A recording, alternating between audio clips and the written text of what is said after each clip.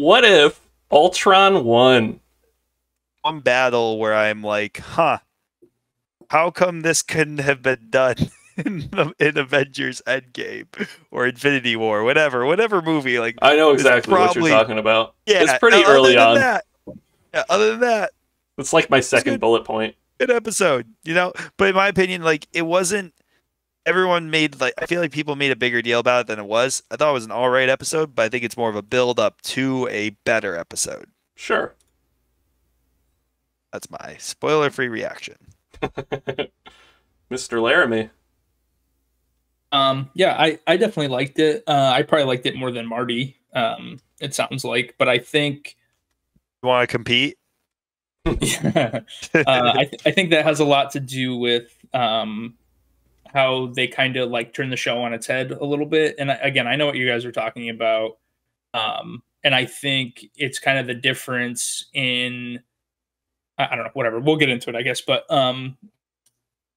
yeah, I definitely liked it. I think the visuals for the episode were really, really solid and the best of any of the episodes so far. I think it's hard to make an argument that the fighting, like in the animated like fighting choreography, the like still shots. Like I saw this shit that was shared on Reddit of like 15 stills from the episode. Just like HD, just I think it was like 15 or so little HD stills. Maybe I'll like steal that for the thumbnail of the episode. I'm telling you, dude. Yeah, you could probably pull them up if you want to look for it. It might be in the Marvel subreddit. I don't know, but super impressive, like visual stuff, like the bit of Hawkeye, like when he's falling, shooting the Ultron bots, and what not to get. That's probably the earliest one that they have, but there's a couple really impressive. Visuals in this one, and definitely one of my favorite parts. I thought the story was good, and I agree with Marty that it's hopefully leading up to something even better. And I appreciated the Watcher in this episode. I thought him doing his thing was pretty cool. Yeah, it was really cool to see the Watcher do what he does.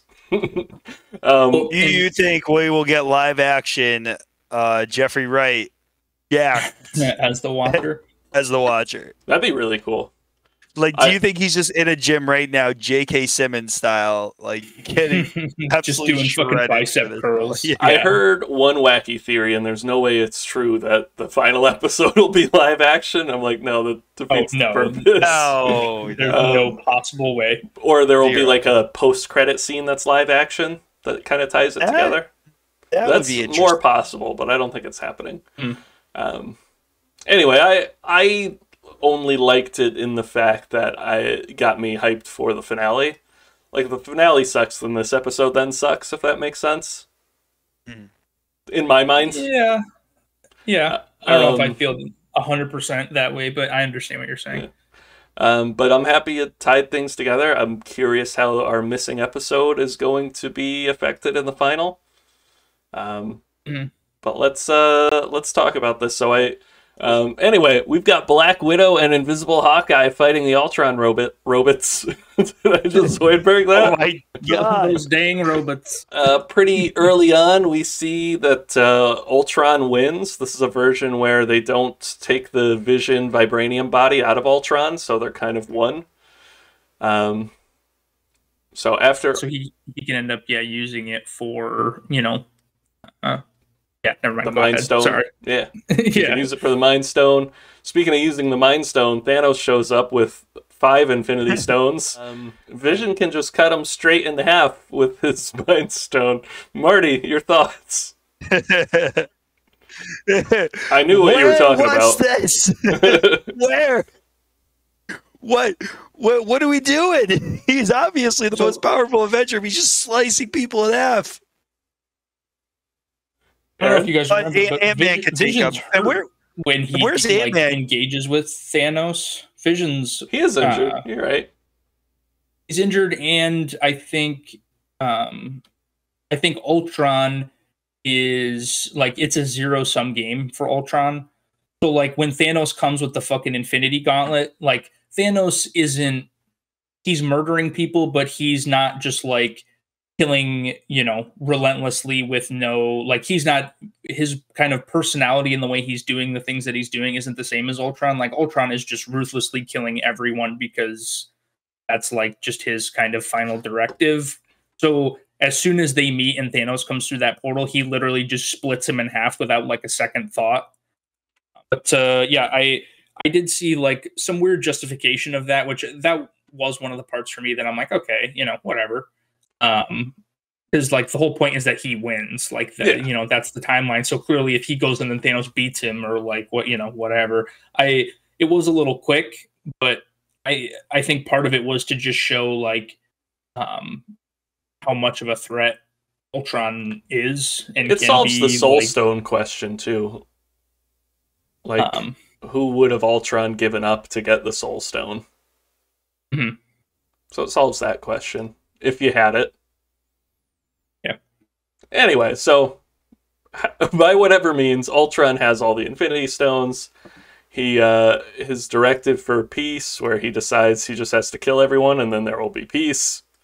He goes around doing it, destroying planets. Peace on Earth. Beats Captain Marvel. And he does, actually. I appreciated the amount of Captain, because in the last 2 episodes, because Captain Marvel, again, we've talked about like the sort of ever increasing power level of like the characters that they're introducing, and like sure, it's her and Thor are like the top 2 sort of good. I think currently any of like the sort of good actually heroes. I wanna also give a shout out. You haven't heard him in a while, but Ant-Man got hella run early on in the game, and it probably was proving that he was just as powerful as Thor. And like maybe not in Captain the What Marvel If episodes. Yeah. Think about like all the things Ant-Man was doing. He defeated all the Avengers, and then there was the other one where he caused the virus that you mean like his both times, his sort of his power. Yeah, it his was, powers? but I think Marty's just saying more like his skill set and powers and stuff. I don't disagree with that. Don't underestimate the OP. pin particles. It's the same with Wasp as well. Like she was doing some during like the zombies one and stuff. That's fair. You can give me pin particles because at the end of the day, Paul Rudd's behind the costume. Paul Rudd's at the raid, so you can't be too confident in what you're I thought for a very, very brief second that I'm like, wait, maybe Captain Marvel will like give him a hard time, and then Dude, she's had a rough run. She's had a really rough run these past few episodes. Mm-hmm. It happens. It's got the yips. So, Ultron's struggling with what his purpose is. He's got all the stones, everyone's dead, and he overhears the Watcher narrating, and he's like, who the fuck are you? And he goes and finds him. I really, one of the best parts of the episode, I think, was the moment where the Watcher's narrating, and like it's his line of like, Ultron is like kind of sitting out in the universe like everyone's dead, and then he's like, in his sort of aloneness, like develops a greater awareness and like becomes aware of another, like that kind of line of the Watcher kind of then narrating like up to that very moment of being like, oh shit, and now fuck. Like he immediately kind of has that reaction of like, oh wait, because Ultron kind of turns around and like it's kind of like Kang and Loki. Him. Yeah, it was definitely this moment of like the Watcher being like, oh fuck, and I definitely like the bit of sort of the initial reaction of the Watcher and then the eventual reveal of like his powers, basically, because he was pretty scared at first, and again, these kind of celestial, like outside of the universe beings to be worried about what the fuck is going on is obviously a pretty big deal. Now, how do you stop Ultron? Well, you got to get a little analog. Black Widow and Hawkeye are looking through KGB archives so they could figure out where Zola, the Nazi computer program from... He makes a return after Captain America. Captain America, right? Yeah. Mm-hmm. Is it Winter Soldier? Captain America Civil War, yeah. Or he's in Civil War? Civil War, yeah. Yeah, so... I think... Wait, am I right? I think it's Civil War, yeah, because they go to Russia and access the computers. With love. Not with love. So they find Zola, Ultron finds the Watcher. So Black Widow and Hawkeye shoot an Ultron robot with a Zola arrow to connect to the hive mind, and Zola figures out Ultron is no longer in the observable universe. So that's not a good realization of being like, so the plan isn't working because for some reason I can't find this guy in the entire observable universe. That's never good. Yeah. So like, what does that mean? He's like, shit. Yeah.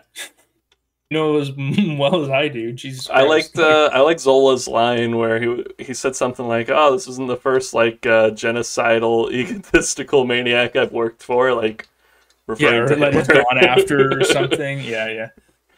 Like that too. So, yeah, Ultron finds the Watcher. He's kicking the Watcher's ass just for watching. He was like, "Why didn't you do anything, you dick?" He's like, you fucking cuck. Yeah, you cuck bastard. Yep. The Watcher's like, I swore an oath to my wife to cuck. Yeah. But I will only watch and never intervene. He puts on this cool suit to fight as well.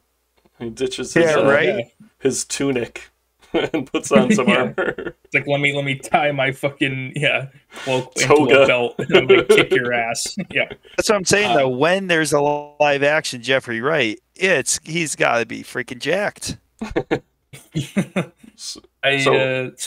This whole bit with the Watcher and Ultron fighting was cool. Definitely very like anime, and again like reminded me a lot of Dragon Ball Z. I forget if either of you guys I love Dragon Ball watched Z. Dragon Ball Z. Yeah, okay, it is you, Brian. But definitely reminded me a little bit of that. Very cool of them kind of fighting through like the universe in a way. And the little bits of kind of them jumping around. Again, the visuals were super, super impressive. I liked the shot of Ultron fighting down on the universe or a galaxy or whatever. Galactus, kind of right? Galactus style. Yeah. All that stuff was cool, and just like little nods to certain things, certain kind of other Marvel characters or villains or whatever. But I definitely, the fight scene was one of the highlights of the episode for sure. Yeah. So the Watcher nearly gets killed, and he disappears to go hang out with Supreme Strange, the evil Doctor Strange, who's in his own little orb where he destroyed his own universe. Which we kind of got that at the end of the Strange episode, because wasn't the Watcher, you could hear him, like the whispers of him reaching out to Strange. Like we never saw him like in that little bubble with him, but it seems like they've been hanging out. There was something. I swear that there was a little like nod to them trying to communicate or communicating in some way in the Strange one. Yeah. But I think that's the most he like involved himself is in the Doctor Strange episode. Yeah, for sure. So yeah, that's it until next week. Final thoughts, boys, before we talk about some carnage. I'm kind of on your side slightly, Brian, with the this episode depends a lot on what's going to happen in the next episode. But I think regardless, I think it's already a greater success than what I had anticipated.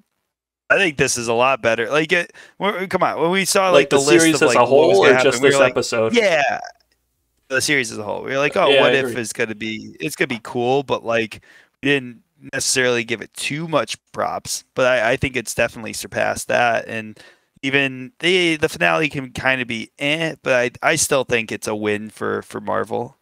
Yeah, it's cool. Yeah. It's a fun way to let some writers tell some stories that don't have to be mainstream MCU or canonized or anything. Hang related. I definitely I agree with Marty that I really appreciate that this is kind of where it's gone, because, and we even said it last night, Brian, that like it would have been a bummer if it were 9 just kind of independent episodes, and then like that's it. We never revisit this. We never, like, and that was just it. That's all, folks.